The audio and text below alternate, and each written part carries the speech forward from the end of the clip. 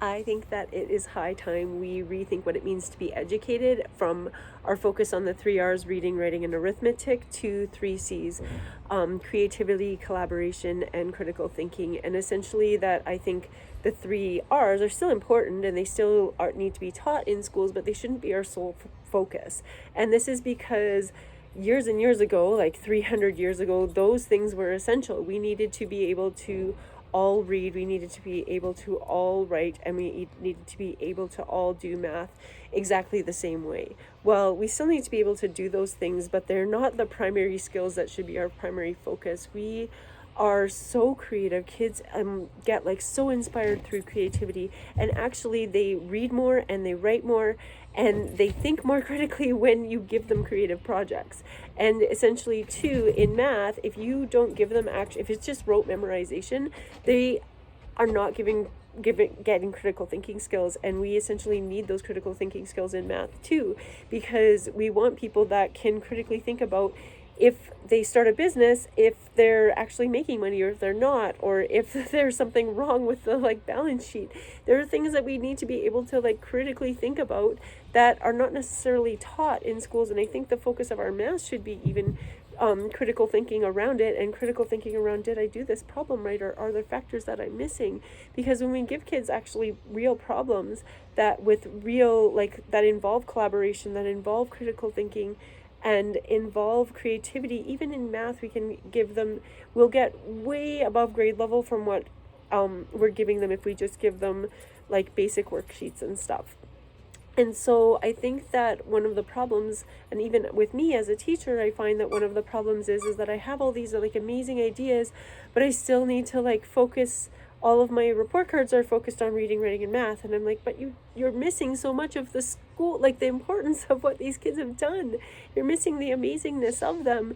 And I think that it's really high time that we stand together and we say we need to rethink this, because kids need to be inspired, and I don't think the curriculums that we have are inspiring.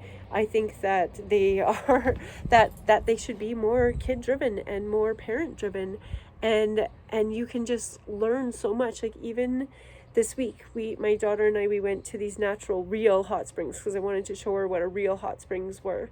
And we got into the hot springs and there were other people there, and it was lovely. And it was one that I went to when I remember as a kid being fascinated, because it was finally a place that wasn't just a glorified outdoor pool. It was real hot springs in by the river, where the water comes out of the earth hot. And that I found absolutely fascinating. And so we get in, and all of my rings turned essentially gold and then black, and they're all silver. And I was like, well, I guess we know they're real silver.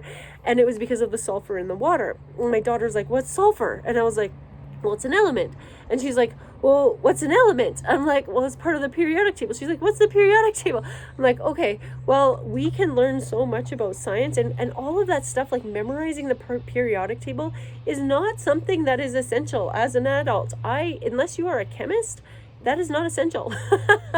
I know enough about the periodic table that I can look it up, and I can go tell my daughter what it is, and I can look up why the sulfur created, I think it was called silver oxide, with my silver rings, and why that happened, and I could explain the chemical reaction that was happening. And essentially, but I remember in school being told by teachers that I had to memorize the periodic table and being tested on the periodic table. And as an adult and a teacher, 40 years later, I'm going, or 30 years later, I'm going, that was really not an essential skill. Knowing a little bit about it, yes, essential.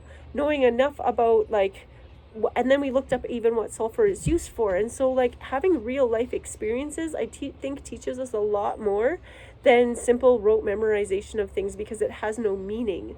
And so essentially having a reason to look up the periodic table was actually way more valuable for my daughter, I think, than just being told about it in school, and not having a real life example. And so I really think that and then the creativity around that, we were looking up what sulfur is used for, and where where you find it in the world, and all of these questions just came out of a simple life experience of my rings turning black when we went into this actual natural hot springs. And so I just think we should inspire kids through creativity, because we live in such an amazing, inspiring world that has like curiosity at every corner, and we can really spark kids' imaginations and their drive to go look things up, um, by real life experiences.